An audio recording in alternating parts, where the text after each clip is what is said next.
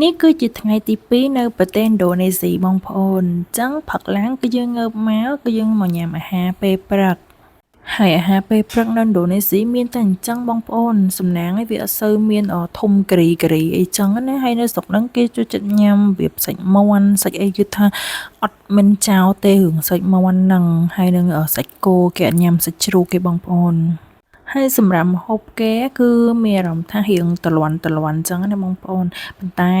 សំណាងឯយើងបានញ៉ាំអាហារដែលវាថាដូចជាឆាដូចជាអីចឹងប៉ុន្តែហតដកគេអត់ឆ្ងាញ់ដូចហតដកខ្មែរវាថាវាអត់មានជាតិអីទាំងអស់ខ្សោះហឹងទៅញ៉ាំអត់កើតញ៉ាំបានតែមីអីឆានេះហើយនឹងបន្លែអីចឹងទៅហើយចាំទៅទៀមទៅថតម្ហូបគេពុបរបៀបគេដូច buffet ឲ្យយើងពេលព្រឹកអញ្ចឹងណា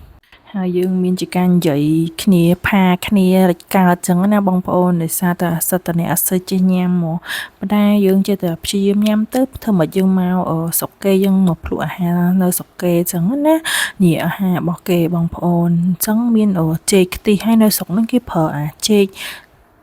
គេហៅចេកអីទៅចេកកមួនបងប្អូនហ្នឹងឯងគេប្រើតែចេកកមួនទេហើយ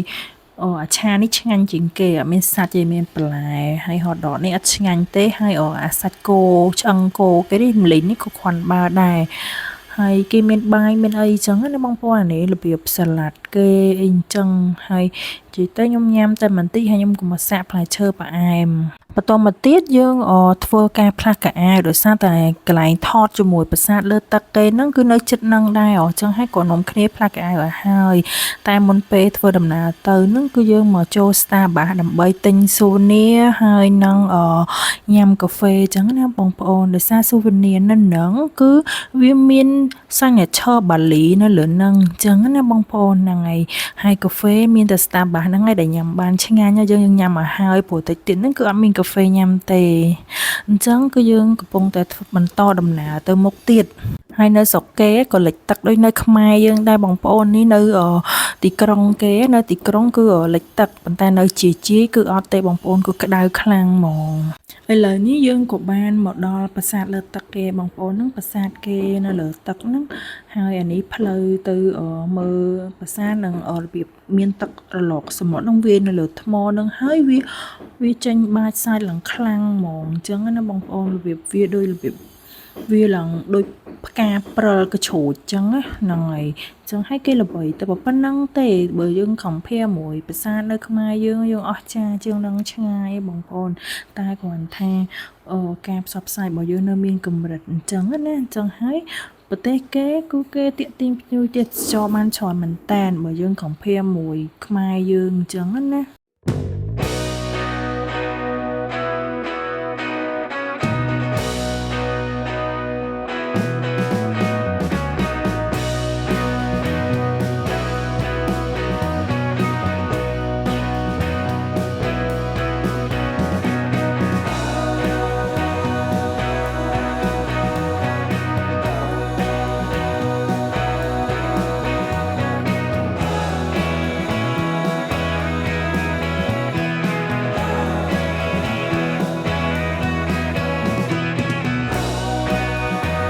ចុយទៅមានតែប៉ុណ្្នឹងដូចអត់មានអីផងបងប្អូនហើយ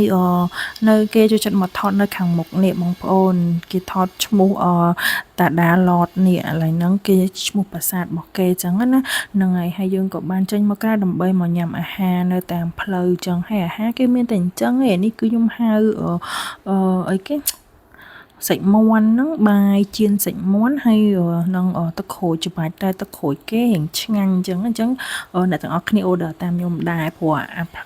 ភេសជ្ជៈផ្សេងៗគឺខ្ញុំអត់កើត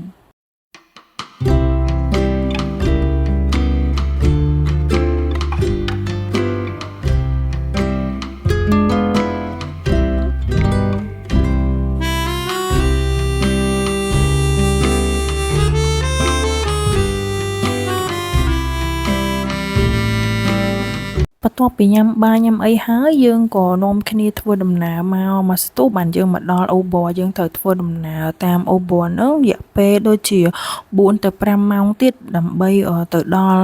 កន្លែងភ្នំអ៊ីចិនអញ្ចឹងណាកន្លែងហ្នឹងគឺយើងត្រូវឆ្លង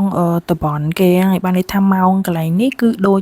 ម៉ោងនៅខ្មែរយើងតែបើនៅបាលីនៅក្រុងហ្នឹងគឺម៉ោងខុសខ្មែរយើង1ម៉ោងអញ្ចឹងណាបងប្អូនហ្នឹងហើយយើងធ្វើដំណើរមកដល់ហើយព្រោះយើងមកដល់តំបន់ភ្នំគេបងប្អូនហ្នឹងហើយព្រោះហើយតំបន់នេះអត់ទាន់តិចអីអត់ទាន់តែខ្ញុំត្រូវធ្វើដំណើរបន្តនឹងប្រហែលជា3ទៅ4ម៉ោងទៀត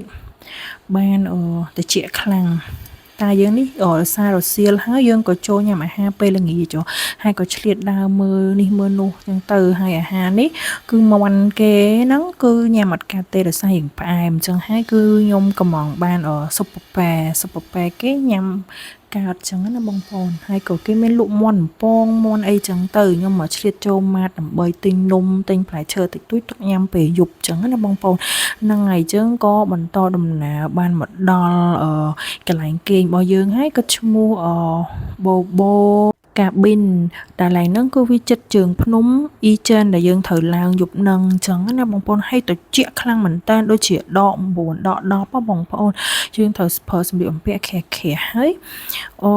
នៅពេលព្រឹកឡើងគឺយើងត្រូវងើបម៉ោង1បងប្អូនម៉ោង1អញ្ចឹងយើងត្រូវងើបម៉ោង12ដើម្បីរៀបចំខ្លួនដើម្បីទៅឡើងភ្នំអញ្ចឹងណាដោយសារតែយើងចង់មើលបន្ទោះភ្នំភ្លើងហ្នឹងបើសិនបើយើងទៅយឺតគឺបានន័យថាអស់ពន្លឺព្រះច័ន្ទគឺយើងអត់បានមើលបន្ទោះភ្នំភ្លើងពណ៌ស្វាយគេហៅblue fire បងប្អូនហ្នឹងហើយពេលយើងមកដល់ហើយហ្នឹងក៏គេមាន welcome drink យើងគឺតែក្តៅហ្នឹងហើយបងប្អូនដោយសារតែវាត្រជាក់ខ្លាំងមែនតែនហ្មងណាតែទេសភាព resort គេក៏ស្អាតដែរប៉ុន្តែដោយសារតែយើងមានពេលវេលាខ្លីមែនតើគឺយើងអត់បាន enjoy នៅក្នុង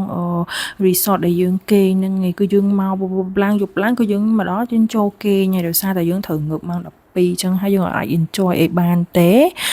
ហើយពេលដែលយើងចុះទៅលើភ្នំមកគឺយើងញ៉ាំអាហារពេលព្រឹកបានតិចតួចយើងត្រូវប្រញាប់ចេញទៅមួយកន្លែងទៀតហើយគឺពួកខ្ញុំដើរលេងនេះគឺរបៀបថា adventure ខ្លាំងហ្មងបងប្អូនគឺមិនបាន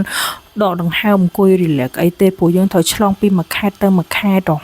នេះគឺជាទេសភាពទាំងស្រុងណាពេលថ្ងៃរះហើយបងប្អូនអ្នកនៅកន្លែង resort គេហ្នឹងគឺស្អាតបែបហ្នឹងហើយខាងក្នុងគឺគេមានកញ្ចក់មានអីចឹងទៅ